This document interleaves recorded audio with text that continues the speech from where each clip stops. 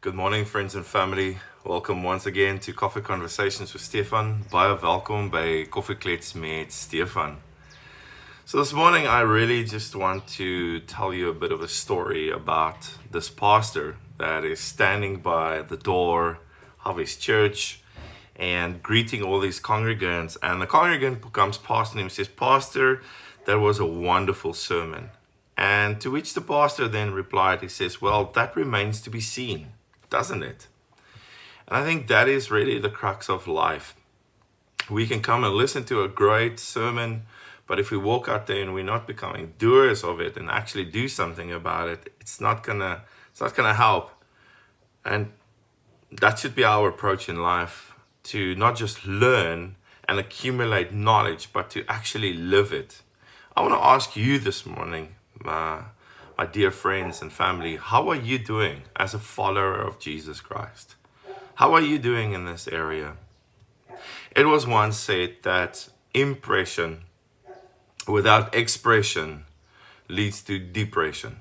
And what does that mean? Okay, so if you come and listen to sermons, to great sermons, and today you can have thousands at your fingertips on the internet, on podcasts, or anywhere, you can have thousands of really great sermons. But if you come and you just make notes and these things just get stuck in your head, then I want to say to you, you're almost worse off if you don't practice these things.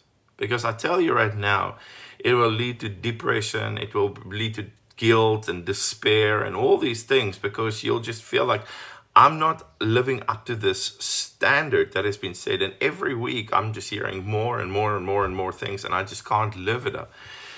So what you learn, your impression must become an expression. And the input, there must be an output to this as well. And we must be doing it. We must become doers of the word. It says that there's over 1,800 commands just in the New Testament. And I tell you, often people feel like, man, I can't live up to this standard. But the problem is, we come to church, we listen, we make great notes, we go home, but we never practice it. Jesus says this in John 13:17. He says that, "Blessed are you if you do them," these things, not just hear them. So I want to challenge you this morning and again ask you this question. How are you doing as a follower of Jesus Christ?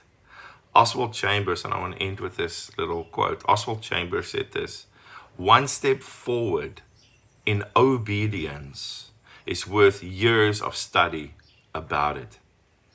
You can study about obedience for many years. You can read all the books you want about prayer. You can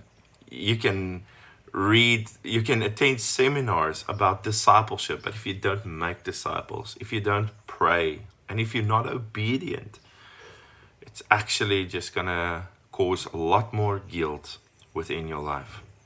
So bless you, have a great day, and if this was a blessing to you, please pass this on to somebody else.